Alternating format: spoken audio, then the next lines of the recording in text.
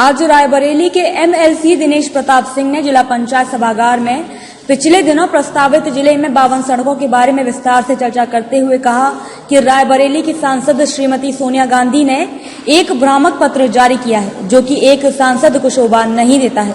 उन्होंने अपने पद की गरिमा का भी ख्याल नहीं रखा है। उनको अपने पद से इस्तीफा दे देना चाहिए। उन्होंने आगे कहा कि 52 सड़कों के बारे में जो पत्र जारी हुआ है वह कतई ठीक नहीं। उन्होंने आगे कहा कि जो सड़कें पहले से चयनित हो गई हैं, उनके बारे में प्रस्ताव देना कतई उचित नहीं है। उनसे केवल सहमति मांगी गई है, प्रस्ताव नहीं मांगा गया है।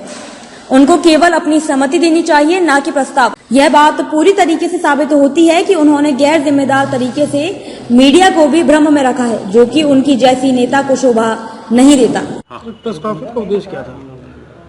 सम्मानित साथियों, रायबरेली जनपद की सांसद श्रीमती सोनिया गांधी हैं और कई टर्म रायबरेली और कई और संसदीय क्षेत्रों से सांसद रह चुकी हैं।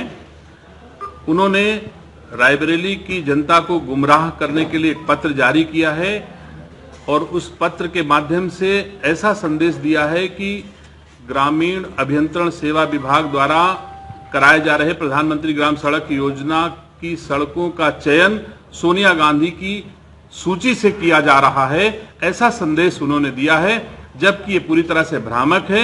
सोनिया गांधी जी द्वारा केवल सहमति दी जानी थी, कोई प्रस्ताव नहीं मांगा जाना था और उन्होंने प्रस्ताव भेज करके पूरे रायबरेली के लोगों के बीच में भ्रम पैदा किया। यहां तक कि अखबारों को भी लिख करके दिया और अखबारों ने इस बात को छापा कि सोनिया गांधी जी ने रायबरेली को 52 सड़कों की सौगात दी है, 370 किलोमीटर सड़कों की सौगात दी है। ये पूरी तरह से भ्रामक है, पूरी तरह से असत्य है। सोनिया गांधी जी जैसी नेता से ऐसी अपेक्षा नहीं की जाती।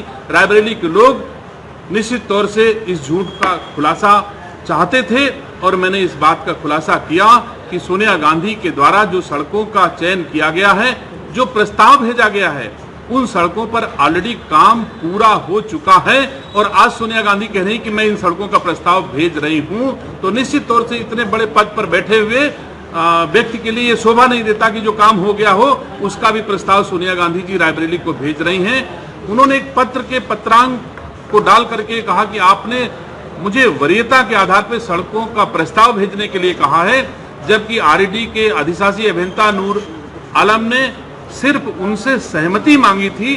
सड़कों का चयन पहले ही हो चुका है और उन सड़कों का अनुमोदन जिला पंचायत बोर्ड के प्रस्ताव में भी पारित हो चुका है, जो स्पष्ट है कि जिला पंचायत बोर्ड में अनुमोदन होने के बाद उत्तर प्रदेश सरकार को अनुमोदित सूची भेजने के बाद किसी भी प्रस्ताव की कोई औपचारिकता शेष नहीं रह जाती है। लेकिन सस्ती लोकप्रियता पाने के लिए सोनिया गांधी जी ने रायबरेली के लोगों के बीच भ्रम फैलाने का प्रयास किया है।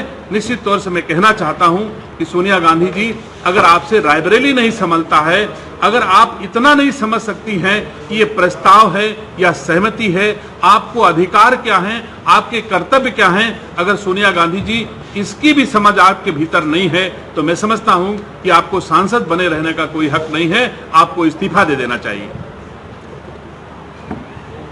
रायबरेली से आकाश कुमार बारी की रिपोर्ट।